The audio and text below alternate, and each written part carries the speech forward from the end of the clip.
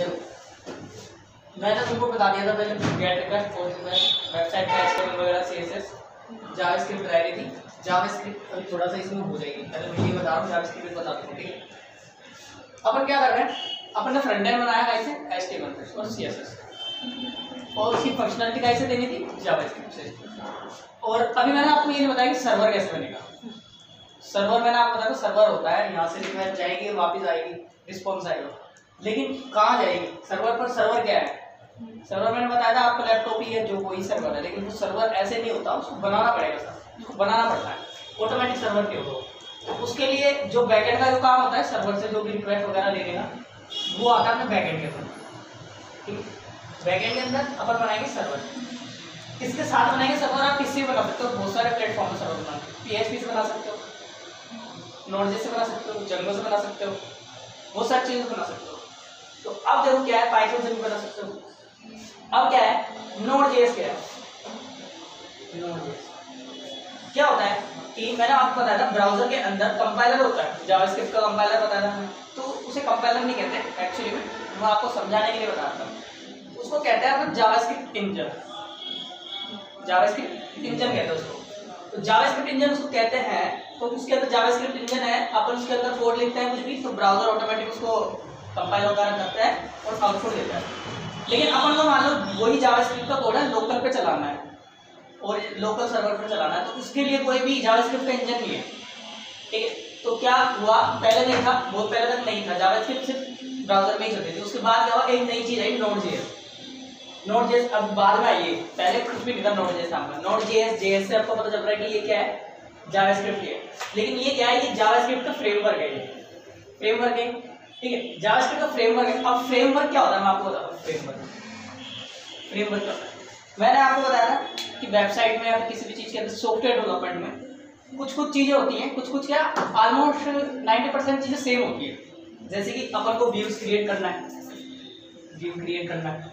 ठीक है, व्यू के बाद अपन को क्या क्रिएट करना है, मान लो अपन को कुछ कंट्रोलर बनाना है उसका, एक होता है MVC मॉडल, MVC मॉडल करके होता है, ये अपन को बना दीजिए। ठीक है, MVC मॉडल, इसमें M मतलब है मॉडल,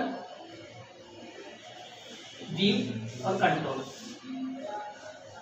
बताऊंगा ये तीनों चीजें क्या है, अभी के लिए थोड़ा थोड़ा समझ में आ रहा होगा। व्यू का मतलब जो दिख रहा है वो है, मॉडल का मतलब कच्चा सा चित्र बनाएंगे पुलिस का, कंट्रोल जो कंट्रोल करेगा, मॉडल क्या करेगा, जो भी डाटाबेस में है वहां से चीजें लेन देन जो भी करनी है वो मॉडल के साथ करेंगे। व्यू क्या करेगा, दिखेगा।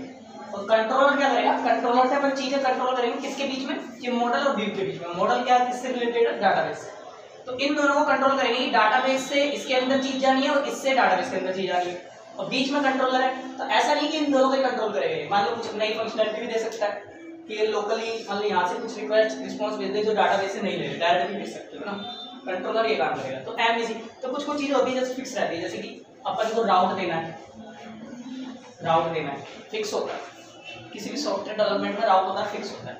उसके बाद में मान लो अपन को मिडिलवेयर लगाना है, बताओ मैं मिडिलवेयर क्या होता है। तो कुछ बहुत सारी चीजें ऐसी है, 90% चीजें ऐसी होती है सॉफ्टवेयर डेवलपमेंट में सेम रहती है। तो उसके लिए क्या किया गया कि जावास्क्रिप्ट अपन जो ओरिजिनल लैंग्वेज से जो चीज लिखेंगे, अपन जो काम नोड.js से कर सकते हैं और डायरेक्ट जावास्क्रिप्ट से भी कर सकते हैं। लेकिन जावास्क्रिप्ट से करने में क्या लगेगा, अपन को टाइम ज्यादा लगेगा, क्योंकि उसके अंदर अपन को मैन्युअली सारी चीज लिखनी पड़ेगी। जैसे राउट का अपन को क्रिएट करना, तो राउट का पहले कोड लिखना पड़ेगा। तो फ्रेमवर्क क्या है, फ्रेमवर्क के अंदर जो चीज अपन को करनी ही है, जो चीजें कंपलसरी एसेंशियल होती हैं सॉफ्टवेयर डेवलपमेंट में, वो सारी चीजें ना फ्रेमवर्क के अंदर पहले से ही डाल दी जाती है। जैसे कि राउट मैनेजमेंट डाल दिया, मिडिलवेयर डाल दिया, मॉडल व्यू को कैसे कंट्रोल करना है वो डाल दिया, डाटाबेस से कैसे अपन को सॉफ्टवेयर बनाना, तो डाटाबेस से भी इसको कनेक्टिविटी रहेगी। तो फिर जावास्क्रिप्ट के वहाँ से भी अपन डायरेक्ट कनेक्ट कर सकते हैं, लेकिन कोड लिखना पड़ेगा। लेकिन अपन को पता है जब कनेक्ट करना ही है तो उसका कोड बार बार क्यों लिखना, तो उसका कोड है ना फ्रेमवर्क के अंदर पहले से ही मौजूद होता है। इसको कहते हैं फ्रेमवर्क। फ्रेमवर्क क्या करता है, आपकी चीज़ों को आसान बनाता है कि अपन फास्टली सॉफ्टवेयर डेवलपमेंट कर सकें, उसके लिए ये चीज़ काम करती है। ठीक है, अब मैं बताता हूँ आपको नोड.js कैसे बनाना है। वो देना है कपड़ा,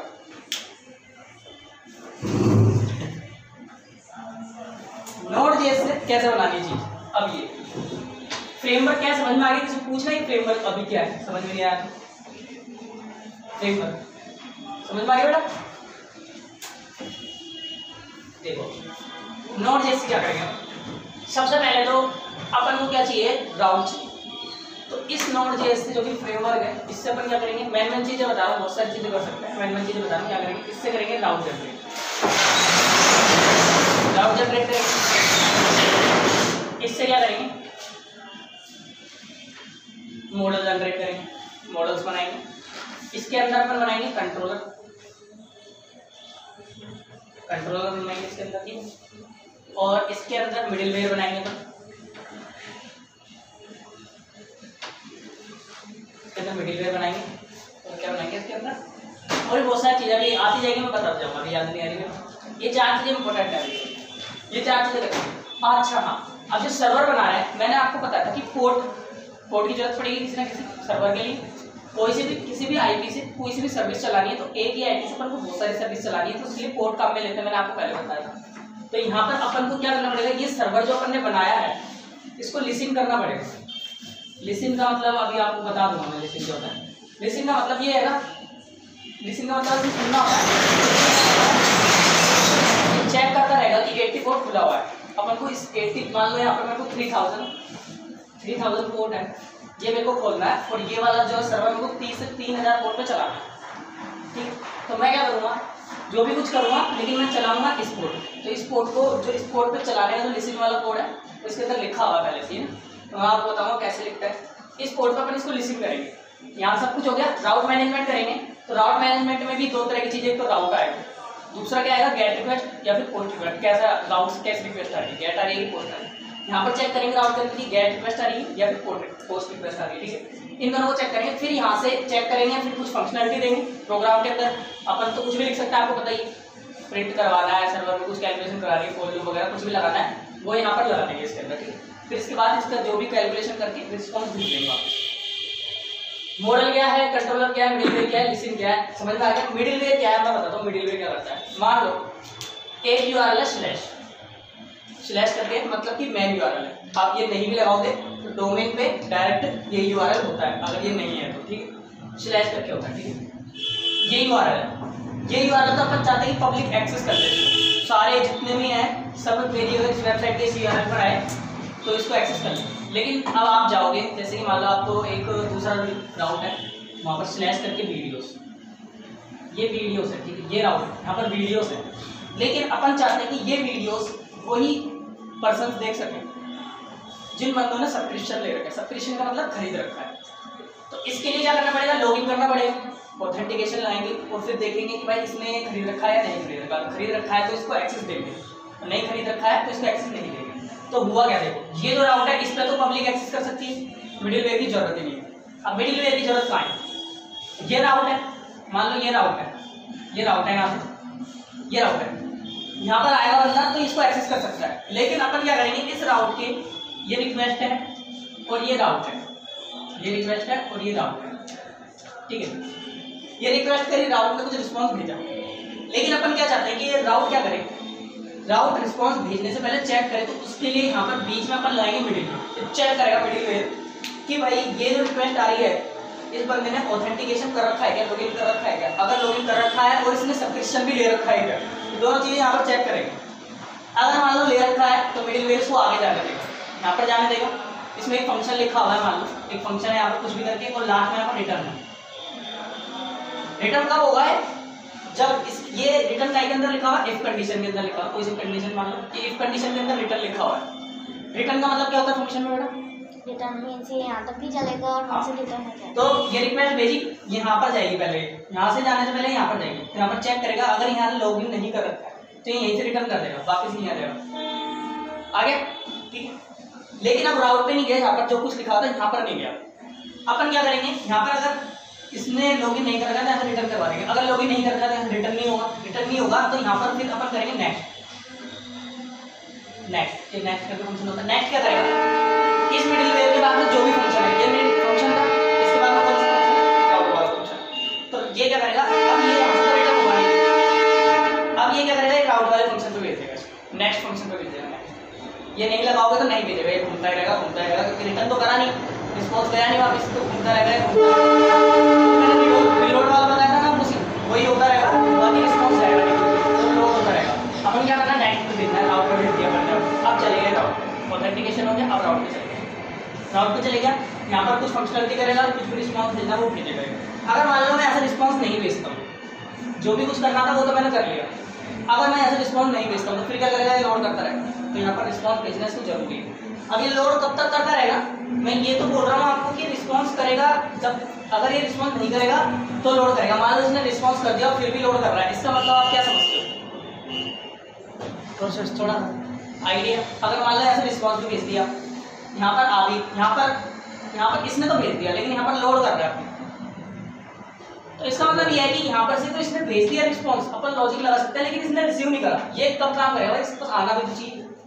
तो मान लो इसकी कोड में गलती है, कुछ भी दिक्कत है, ये रिसीव नहीं कर पा रहा है, यहाँ से तो भेज दिया, तो दोनों तरह की चीज हो सकती है, यहाँ पर भी गड़बड़ हो सकती है और यहाँ पर भी गड़बड़ हो सकती है।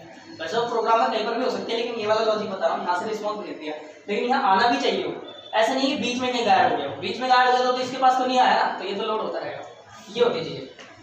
कंट्रोलर क्या होता है, अपन कंट्रोलर से क्या करेंगे, कंट्रोल करेंगे साइंस। कंट्रोलर के नाम से पता चल रहा है, अपन ये कंप्यूटर साइंस में एक बेस्ट चीज ये कि नाम से पता चल जाता है होना क्या है। लेसन क्या करना है, 3000 पोर्ट पर चलाना है, मिडिलवेयर मिडिल की कोई चीज है पता चल रहा है। कंट्रोलर कंट्रोल करेगा। कंट्रोल कैसे करेगा ये, कंट्रोल कैसे करेगा, इसके अंदर कुछ भी फंक्शन लिखेंगे अपन, जैसे कि मान लो अपन को कुछ क्रिएट करना है डाटाबेस के अंदर, कुछ क्रिएट करना है, डाटाबेस में क्रिएट करने का फंक्शन इसके अंदर लिखेंगे। डाटाबेस के अंदर कोई भी टेबल वगैरह के अंदर इंसर्ट करवाना है, CRUD जो ऑपरेशन बताया था क्रिएट करना है, यहाँ पर उसको कोड लिखेंगे।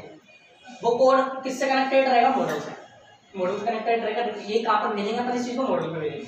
मॉडल कहाँ कनेक्ट है, डाटाबेस के अंदर, ये डाटाबेस के अंदर कनेक्ट है मॉडल, डाटाबेस के अंदर एंट्री हो जाएगी। अगर हो पाई तो ठीक है, नहीं हो पाई तो नहीं ठीक। अच्छा हो पाए नहीं हो पाए, मान लो कि अपने पास बहुत सारी एक्सेप्शंस होती हैं, तो अपन हर एक चीज को इफ एल्स लगा के नहीं चेक कर सकते कि मान लो यहाँ पर इंसर्ट हुआ नहीं हुआ, बहुत सारी कंडीशन हो सकती है। मान लो किसी भी, अपन सारी कंडीशन तो पता नहीं है ना, फ्यूचर में कौन कौन सी कंडीशन आ सकती है। मान लो सर्वर में कोई दिक्कत होगी तो उसकी कंडीशन कैसे चेक करोगे, नहीं कर सकते। तो उसके लिए क्या होता है, एक और चीज होती है, मैं आपको बताऊंगा बाद में, बताया नहीं हूँ, ट्राई कैच। एक आपको PDF भेज दूंगा मैं ना, उसके अंदर थोड़ा सा वेट करना, फिर मैं बताऊंगा ट्राई कैसे करना है। ट्राई का मतलब आपको पता चल रहा है, कैच का मतलब आपको, ट्राई का मतलब पहले ट्राई करके देखेगा इस कोड को, इसके अंदर लिखा हुआ है, मतलब कि जो अपन को मेन फंक्शन करना है वो अपन लिखेंगे ट्राई ब्लॉक के अंदर। इसकी बॉडी होती है ऐसे करके, तो इसकी भी बॉडी होती है ऐसे करके, यहाँ पर कुछ भी ई आ सकता है, फिर ऐसे ब्रैकेट में, अलग अलग लैंग्वेज में अलग अलग तरीके से इसके अंदर बॉडी लिखी है, मतलब जो लिखना है वो लिखा हुआ है, सिंपल सी चीज। मान लो ये कोड नहीं चल पा रहा है, कहीं एरर आ गई इस कोड में, तो ऑटोमेटिक डिटेक्ट हो जाएगा, इसमें कुछ भी इफ एल्स लगाने की जरूरत नहीं है। यहाँ पर ऑटोमेटिक डिटेक्ट हो जाएगा कि एरर आ गई है, एरर थ्रो हो चुकी है यहाँ पर, तो एरर आ गई है तो वो एरर यहाँ पर आ जाएगी। तो यहाँ पर अपन प्रिंट, यहाँ पर रिस्पॉन्स दे देंगे something went wrong, please try again later, आता है कि वेबसाइट हो, तो यहाँ पर दे देंगे। अगर कोई सी भी दिक्कत हुई है तो यहाँ से वापस इसको रिटर्न करवा देंगे। अब ये मैंने ई लिखा है, ये क्या लिखा है, ई का मतलब होता है एक्सेप्शन। एक्सेप्शन अपन क्या करेंगे, ये जो ई है वो इसके अंदर है ना, जो भी कुछ एरर आई है यहाँ पर उसका मैसेज है यहाँ पर। तो मान लो अपन को समथिंग वेंट रॉन्ग नहीं दिखाना, जो एरर आई है वो चेक करनी है, तो वैसे ये वाला जो मैसेज है यूजर को नहीं भेजेंगे, क्योंकि यहाँ पर जो चीज़ है वो डेवलपर को समझ में आएगी, जो अपने समझ में आएगी, यूजर के समझ में नहीं आएगी कि भाई ये मॉडल में ये दिक्कत है और ये सर्वर में दिक्कत है, उसको थोड़ी पता क्या है। अपन को समझने के लिए तो अपन यहाँ पे सिर्फ कंसोल लॉग करके, इसके अंदर नोड.js में प्रिंट कैसे करवाते हैं, कंसोल डॉट लॉग, फिर ये इसके अंदर फंक्शन यहाँ प्रिंट करवाते हैं, इससे प्रिंट होगा, इसके अंदर प्रिंट वगैरह भी कंसोल लॉग, और यहाँ पर ई को यहाँ पर प्रिंट, यहाँ पर रख दिया, तो यहाँ पर जो भी कुछ आया था मैसेज भाई क्यों वो हुआ है, तो यहाँ पर प्रिंट करवाया। प्रिंट जो करवाया ना, तो ये अभी अपन को कहाँ दिखेगा, टर्मिनल पे। टर्मिनल मतलब कमांड लाइन पे, CMD कमांड लाइन पे, जहाँ पर अभी तक आप C का प्रोग्राम चलाते थे उसको कमांड लाइन कहते थे, वहाँ पर दिखेगा। लेकिन जो यूजर है, जो वेबसाइट चला रहा है, वहाँ पर नहीं दिखेगा। ये अपन चेक करने के लिए भाई एरर क्या है, पढ़ लेंगे अपन क्या एरर है, उसके बाद में यूजर को वाली भेजेंगे। लेकिन अगर कोई भी दिक्कत है तो पढ़ लिया अपन ने, यहाँ पर से रिटर्न करवा देंगे ये रिस्पॉन्स कि भाई यहाँ पर समथिंग वेंट रॉन्ग, कोई दिक्कत आ गई है यहाँ पर, ये चेक करेंगे। बार बार अपने यहाँ पर सारी चीजें चेक करने के लिए, मान लो कोड नहीं चल पाया, क्रिएट नहीं हो पाया, और अपने यूजर को दिखाया सक्सेस, तो वो तो फिर गड़बड़ हो जाएगी। तो उससे प्रोटेक्ट करने के लिए आपको ट्राई कैच यूज देना पड़ेगा। मैं वीडियो भेजूंगा ग्रुप पर, देखिए। अब क्या है ये मॉडल बता दिया मैंने। राउट तो आपको बताइए, ये स्लैश, ये वीडियोस, ये राउट्स होता है। अब मेरे को वीडियोस है, वीडियोस के अंदर वीडियोस की लिस्ट आ गई। वीडियोस की लिस्ट कैसे आई, मान लो JSON पॉपुलर फॉर्मेट है, आप कैसे भी फॉर्मेट में भेज सकते हो, JSON फॉर्मेट बहुत पॉपुलर फॉर्मेट है, इसी के अंदर भेजने जाता है। बता दूंगा मैं कैसे होता है, उसकी भी मैं पीडीएफ दे दूंगा आपको। जेसन फॉर्मेट के अंदर यहाँ पर से ऐसे नहीं वीडियो चलेगी, एक बार वीडियोस के साथ बहुत सारी चीजें होती है, लाइक वीडियो का नाम हो गया, वीडियो का अपलोड उसका यूआरएल हो गया, वीडियो की थंबनेल होगी, थंबनेल पता है आपको क्या होती है? हाँ, जो डिस्प्ले फोटो होती है। हाँ, जो अपन को वीडियो स्टार्ट होने से पहले वहाँ पर देखते हैं, जैसे यूट्यूब पे दिखेगी थंबनेल, वो थंबनेल होती है। थंबनेल की फोटो है जो, उसका यूआरएल होगा, कब ये क्रिएट हुई थी वीडियो, कब ये डिलीट हुई थी वीडियो, कब ये एडिट हुई थी वीडियो, सारी चीज डाटाबेस के अंदर स्टोर है। वो स्टोर चीज को अपन जेएसओन फॉर्मेट के अंदर लाएंगे। एरे समझ लो, एक एरे तो समझ में आता ही है, एरे के फॉर्म में मान अभी तो बताऊंगा जेएसओन क्या था। एरे के फॉर्म में मान लो एरे के अंदर डाल दी सारा डाटा, उस डाटा को यहाँ पर भेज दिया। एरे में कैसे होता है, इंडेक्स से होता है, 0 1 2 3 4 करके होता है। ठीक, मान लो 0 फॉर्म पे उसका वीडियो का यूआरएल था, वीडियो का यूआरएल था, तो यहाँ पर से इसको भेज दिया, तो ये यहाँ पर एरे चले गया। एरे के अंदर से इसका यूआरएल निकालेंगे और वीडियो करके जो आपका एचटीएमएल आपने टैग देखा होगा, वीडियो को कैसे लगाना, एचटीएमएल में देखा नहीं देखा देख लेंगे, है ना, वीडियो के अंदर कैसे लगाते हैं। उसके अंदर एक चीज होती है सोर्स, एसआरसी करके सोर्स नाम की चीज होती है। इस सोर्स के अंदर क्या आना है, ये गया पूरा पूरा डाटा। मान लो एक डाटा नाम के वेरिएबल के अंदर अपन ने यहाँ पे रिसीव कर लिया पूरा का पूरा, ये जो डाटा यहाँ से भेजा, ये डाटा नाम के वेरिएबल में रिसीव हो गया। डाटा क्या है यहाँ पे, एरे, एरे भेजी, जेएसओन भेजेंगे, वैसे तो मैं बता रहा हूँ एरे से बता रहा हूँ, समझा रहा हूँ। डाटा एक क्या है, क्या है 0 पोजीशन पर क्या है, वीडियो का यूआरएल, डाटा लिखेंगे 0, क्या आ गया, वीडियो का यूआरएल आ गया, आगे इसको यहाँ पुट कर देंगे तो ये वीडियो दिख जाएगी। ठीक है, आगे समझ में। अब चलो चीजें हो गई, एक सेकंड, इसमें कुछ पूछना है? हाँ हाँ ये सारे टॉपिक्स है ना, हाँ इनका एक छोटे छोटे एग्जाम्पल से समझाओ। हाँ, मैं इनका पूरा आपको अभी लैपटॉप में करवा के दिखाऊंगा, पूरा प्रॉपर करवा के दिखाऊंगा कि कैसे तो नोड.जेएस को इंस्टॉल करना है, कैसे सर्वर बनाना है, कैसे राउट। अच्छा मैं बताता हूँ थोड़ा थोड़ा। मिडिल वेयर आपको बनाना है, अब वैसे तो आप कैसे बना सकते हो, प्रोफेशनल वे बता रहा हूँ जैसे डेवलपर करते हैं। मिडिल वेयर बनाने हैं तो बहुत सारे मिडिल वेयर बना सकते हैं। मान लो एक ऑथेंटिकेशन के लिए मिडिल वेयर है, किसी एक दूसरी चीज के लिए मिडिल, अभी मैंने यूज क्या होता है, क्या यूज क्या होता है मिडिल वेयर का, ये बताया था मैंने, यही होता है। अभी और मैं प्रैक्टिकल में बता रहा हूँ।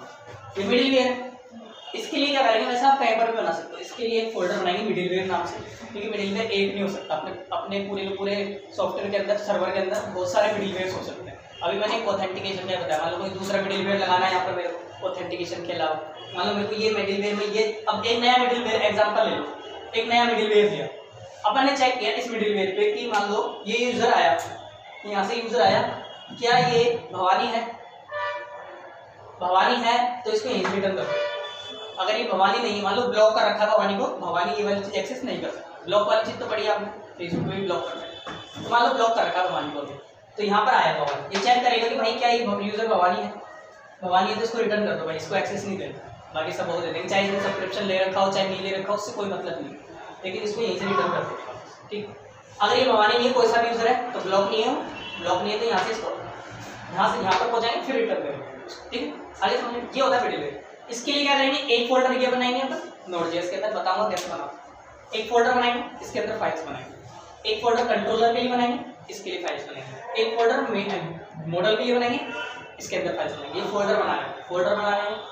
अभी राउट के लिए फोल्डर, राउट के लिए भी बनाएंगे, राउट के लिए फोल्डर बनाएंगे अलग से। राउट के लिए सबसे पहले तो अपन को एक फाइल बनानी है, मैं बता दूंगा, चलो आपको राउट को छोड़ो, आप राउट थोड़ा कॉम्प्लिकेटेड हो गया। राउट बनाएंगे, सबसे पहले मैंने आपको बताया था कि जब अपन वो चलाते हैं, क्या करते हैं, HTML का जब वेबसाइट बनाते हैं, तो सबसे पहले कौन सी, जब बहुत सारी फाइल बना रखी है, index.html, content.html, view.html, address.html, तो सबसे पहले कौन सी सिंगल ये स्लैश वाले यूआरएल से कौन सी फाइल एक्सेस हो सकती है, index.html। ठीक है, तो यहाँ पर भी क्या करेंगे, एक इन सारे फोल्डरों के बाहर, बिल्कुल बाहर एक और फाइल बनाएंगे, उसका नाम देंगे अपन index.js। कोई जरूरी नहीं है यही नाम, मैं आपको समझाने के लिए बता रहा हूँ कि मैं ज़्यादातर यही नाम देता हूँ, डेवलपर्स भी ज़्यादातर या तो ये नाम देंगे या फिर ये नाम देंगे app.js। ठीक, app.js। अब क्या करेंगे, अब हमको सबसे पहले इनमें से कौन सी फाइल चलानी है, कौन सी फाइल चलानी है, क्या है ये जो फाइल है ना, ये जो फाइल मैन फाइल सारे फोल्डर के बाहर, तो ये क्या करेंगे, इन सारे फोल्डरों को एक्सेस करेंगे।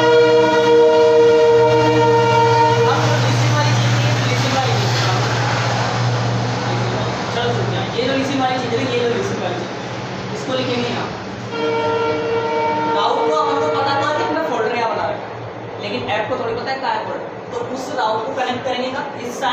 मॉडल को भी यहाँ कनेक्ट करेंगे, कंट्रोलर को भी यहाँ करेंगे, मिडिलवेयर सबको इस इंडेक्स वाली फाइल के अंदर या फिर app.js के अंदर लोड करेंगे। सिंटैक्स होता है कमांड लाइन में लिखने का, अब तो पूरे तरीके से बताऊंगा, थोड़ा थोड़ा होता। इसके लिए कैसे लिखेंगे, नोड जब इंस्टॉल करोगे तो अपने अंदर नोड नाम की कमांड आ जाएगी। इसके बाद में यहाँ पर लिखोगे इंडेक्स पेज, देखिए जिस जो फाइल का नाम, अगर फाइल का नाम इंडेक्स ही है तो सिर्फ डॉट लिख दो, डॉट लिख दोगे तो अपना सर्वर चल जाएगा। सर्वर मतलब ये इंडेक्स वाली फाइल चल जाएगी, हो सकता है आपकी इंडेक्स वाली फाइल में डालो तो कमांड लाइन पे लिख जाएगी, ठीक है। अगर इंडेक्स के अलावा कोई और नाम, तो उसके लिए आपको पूरा नाम लिखना पड़ेगा। यहाँ पे लिखेंगे app.js। क्लियर हो गया। अब देखो क्या होता है, ये आप चाहो ना जंगो में भी यही होता है, मॉडल व्यू कंट्रोल यही चीजें होती है जंगो के अंदर। लारावल भी फ्रेमवर्क है, जंगो। अच्छा, ये नोड.js किस चीज का फ्रेमवर्क है, कौन सी लैंग्वेज का फ्रेमवर्क है, जावास्क्रिप्ट का। जंगो किसका फ्रेमवर्क होगा पता है आपको, पाइथन का। जंगो है पाइथन का फ्रेमवर्क, लारावल का फ्रेमवर्क है PHP का। ये सारे लैंग्वेजों का फ्रेमवर्क होता है। फ्रेमवर्क मतलब काम को आसान बनाता है, ठीक है। लारावल हो गया, ऐसे बहुत सारे फ्रेमवर्क होता है। आपको ज्यादा डीपली नहीं जाना, मैं नोड.js से बता रहा हूँ क्योंकि नोड.js इसलिए बता रहा हूँ, अब मैं आपको जंगो से पाइथन से बता सकता था, मैं नोड.js इसलिए बता रहा हूँ। नोड.js से आपने नोड.js का सर्वर बना लिया, लेकिन आपको दो काम हो रहे हैं इससे। नोड.js जो भी आप नोड.js में लिखोगे वो किस में लिखोगे, जावास्क्रिप्ट में लिखोगे, या फिर जावास्क्रिप्ट की प्रोग्रामिंग होगी इसके अंदर जो भी कुछ होगा, और जावास्क्रिप्ट वेबसाइट में भी काम आएगी, ठीक है। तो आपकी जो वेबसाइट में जो जावास्क्रिप्ट होनी है और यहाँ पर सर्वर पर जो जावास्क्रिप्ट होनी है, दोनों का कोड थोड़ा सेम हो जाएगा। तो आपको क्या है कि बार बार से वहां पर पाइथन में लिख रहे हो, फिर आपको एक्सेस करना है तो फिर जावास्क्रिप्ट में करना पड़ेगा, तो ऐसे बहुत कॉम्प्लिकेशन हो जाएगी। इसलिए मैं आपको जावास्क्रिप्ट बता रहा हूँ, और ये बहुत पॉपुलर चीज है। और इस जावास्क्रिप्ट के साथ एक और चीज आती है, रिएक्ट नेटिव, ठीक है। ये सर्वर बनाने के लिए रिएक्ट नेटिव से क्या करेंगे, सिर्फ एक रिएक्ट होता है, ओनली रिएक्ट, एक रिएक्ट होता है ओनली। ये वेबसाइट बनाने के लिए फ्रेमवर्क है, और ये रिएक्ट नेटिव है, ये ऐप बनाने के लिए फ्रेमवर्क है, पूरा टोटल मिला के। अच्छा, अब ये रिएक्ट नेटिव को किसने बनाया, नोड.js को किसने बनाया, तो मेरे को नहीं बता दी। रिएक्ट नेटिव को किसने बनाया, इसको बनाया फेसबुक ने, इसको डेवलप किया फेसबुक ने, ठीक है। आपको इसको भी काम में ले सकते हो, लेकिन अभी आप इसको काम में अभी तो नहीं ले पाओगे। अभी मैं आपको नोड.js बता रहा हूँ। अब मैं बताता हूँ नोड.js की थोड़ी डीपली चीजें, फिर आपको प्रैक्टिकल करूँगा कैसे बनाते हैं। आज ही सर्वर बनाओगे आप,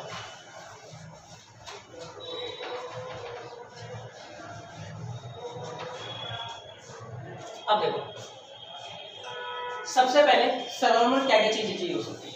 एक तो मॉडल चाहिए, तो मॉडल से अपन बनाएंगे जो भी कुछ बनाएंगे। अपन को जो डाटा भेजना है, जैसे कि वेबसाइट से अपन को सर्वर के अंदर नाम भेजना है, रोल नंबर भेजना, जो भी कुछ डाटा भेजना है, किस URL पर भेजना वो बात की बात है। अभी डाटा भेजना, डाटा भेजने के कौन कितने तरीके हैं,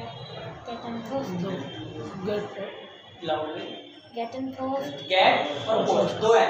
तो यहाँ पर अपन गेट और पोस्ट से डाटा भेजेंगे। डाटा कहीं में जाता है, एक्चुअली में बॉडी में जाता है। अब पता नहीं कहीं में जाता है, लेकिन यहाँ पर जो है ना डाटा, इसको ये मानना है कि रिक्वेस्ट की एक बॉडी है, उस बॉडी के अंदर कुछ डाटा आना है। तो रिक्वेस्ट की बॉडी के अंदर डाटा आना है, तो नोड.js के अंदर आप डायरेक्ट उसको एक्सेस नहीं कर सकते, ठीक है। राउट है जैसे कि यहाँ पर राउट है, ठीक है। राउट है, अपने राउट से कोई रिक्वेस्ट भेजी, तो यहाँ पर आप डायरेक्ट एक्सेस नहीं कर सकते। अलग अलग चीज के लिए अलग अलग चीज करनी पड़ेगी, बताऊंगा। राउट आप डायरेक्ट एक्सेस नहीं कर सकते। डाटाबेस को डायरेक्ट कैसे एक्सेस करोगे, जैसे मान लो डाटाबेस बहुत तरह के होता है, MongoDB और MySQL दोनों पॉपुलर डाटाबेस है। आपको MySQL को नोड.js से कनेक्ट करना है और MongoDB को नोड.js से कनेक्ट करना है। दोनों के अलग अलग प्रोग्राम लिखना पड़ेगा आपको नोड.js में, दोनों के लिए अलग अलग। कोई दूसरे से करना है तो उसके लिए अलग प्रोग्राम लिखना पड़ेगा नोड.js के, ठीक है। तो अब मैं बताता हूँ आपको शॉर्टकट। अब आपको तो पता नहीं है ना कि क्या कोड लिखना है, कैसे कोड लिखना है, आपको थोड़ी पता है। तो क्या कर रखा है इन लोगों ने, जैसे कि MongoDB है, MongoDB किसी न किसी कंपनी ने बनाया है। MongoDB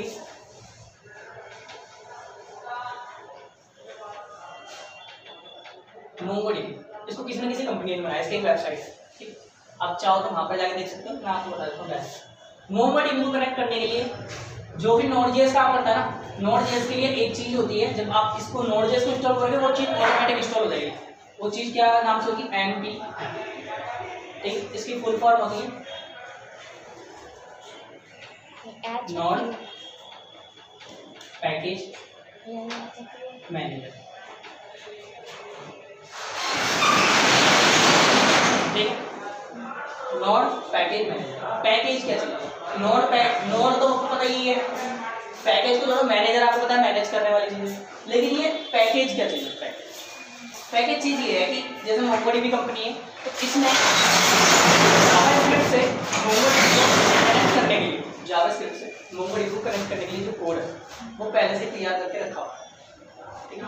अब उस कोड को अपन को कॉपी पेस्ट भी नहीं मारना, ऐसा नहीं कि वहाँ वेबसाइट पे उस कोड को उठाया और यहाँ पर किसी फाइल में सेव करा, ऐसा भी नहीं करना, क्योंकि वो एक फाइल नहीं है, उसमें भी बहुत सारे कोड लिखे हुए हैं। जैसे आप सर्वर बना लो, आपने कोड लिखा, आपके सर्वर को कोई और एक्सेस करना चाहेगा, किससे करेगा? नोड पैकेज मैनेजर से एक्सेस करेगा। और आपके कोड को तो यूज़ कर ही रहा है और वो खुद की और फंक्शनलिटी दे रहा है, ठीक है। तो वो करने के लिए नोड पैकेज मैनेजर यूज़ करना पड़ेगा। तो जो मोंगोडीबी से नोड.js को कनेक्ट करने के लिए जो भी चीज़ लिखी हुई है, वो कहाँ लिखी हुई है? कहीं ना कहीं एनपीएम की वेबसाइट पर जो नोड.js का सर्वर है वहाँ पर पड़ी हुई है वो चीज़ें। तो जब आप वहाँ से यूज़ करोगे ना इसको, तो वहाँ पर कुछ कोड पहले से लिखा हुआ है जो इन्हें बनाया हुआ है, वो आपको बार बार नहीं लिखना। नहीं तो आप ओरिजिनली जावास्क्रिप्ट में लिखते हो उस कोड तो कितना टाइम लगता है। अब जब आपको बनी बनाई चीज़ मिल रही है इसलिए फ्रेमवर्क काम में आता है, ठीक है। तो ये बना बनाया कोड है, इसको यहाँ पर एक्सेस कर लिया। अब उस कोड बना बनाया था वो तो कोड उसको एक्सेस कर लिया, तो वो यहाँ पर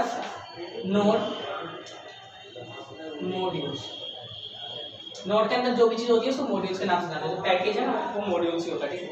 तो नोड मॉड्यूल्स नाम से एक फोल्डर बन जाएगा, ठीक है। सबसे पहले आपको इस नोड मॉड्यूल्स के फोल्डर को बनाने के लिए, जब तक ये नहीं बनेगा आपकी कोई भी चीज़ काम नहीं करेगी। मतलब वैसे तो जावास्क्रिप्ट की चीज़ काम कर जाएगी, जो पैकेज की चीज़ काम करेगी।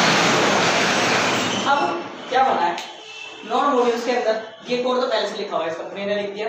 अब इस कोड के साथ अपन को कुछ और बहुत सारी चीज़ें लिखनी है, तो वो यहाँ लिखा हुआ है, आपको देखना नहीं है इस कोड को, सिर्फ उसकी जो डॉक्यूमेंटेशन है उसको एक्सेस कैसे करना है वो उसकी वेबसाइट पर आपको मिल जाएगी, ठीक है। उसको देखो डॉक्यूमेंटेशन को, और इस नोड मॉड्यूल को आपने कैसे इंस्टॉल कर लिया, ऐसे लिखोगे आप npm install और यहाँ पर लिखोगे जो भी पैकेज का नाम है। पैकेज का नाम कहाँ से पता चलेगा? npm की वेबसाइट से, ठीक है। उस नाम को यहाँ पर लिखो, ये आपके नोड मॉड्यूल्स फोल्डर के अंदर स्टोर हो जाएगा। अभी मान लो ये तो मैंने एक सर्वर के लिए एक फोल्डर बना के इसके अंदर सारी चीज़ें लिखी हुई है, तो ये कहाँ स्टोर होगा? इसकी एक डायरेक्टरी के अंदर यहाँ पर स्टोर हो जाएगा। अब लेकिन अपन को क्या करना है कि इसको ग्लोबली करना है, मतलब अपने सिस्टम के अंदर स्टोर हो जाए और अपन जब चाहें किसी भी प्रोजेक्ट में इसको एक्सेस कर लें। तो उसके लिए सिर्फ एक चीज़ और करनी है, यहाँ पर इतना काम कर दिया, यहाँ पर लिख दो -g। तो -g किस काम में आ गया? जी का मतलब ग्लोबल का मतलब पूरे के पूरे जितना भी सर्वर का जो भी सिस्टम है उस पूरे के पूरे सिस्टम में इसको इंस्टॉल कर दो। अब मैं कहीं पर भी एक्सेस करना चाहता हूँ वहाँ पर एक्सेस कर सकता हूँ। अगर ये नहीं लगाओगे तो यहाँ पर इंस्टॉल करा, मान लो मैंने इस सर्वर में इंस्टॉल करा था तो इस सर्वर में ही एक्सेस कर सकते हो। अभी आपको ग्लोबली इंस्टॉल नहीं करना, क्यों करना है ये मैं आपको बाद में बताऊंगा। अभी आपको लोकल इंस्टॉल करना है इसमें, तो npm इंस्टॉल और ये पैकेज का नाम लिख दिया, ठीक है। अब इसके अंदर क्या होता है वो भी चीज़ें बताता हूँ आपको मैं। वीडियो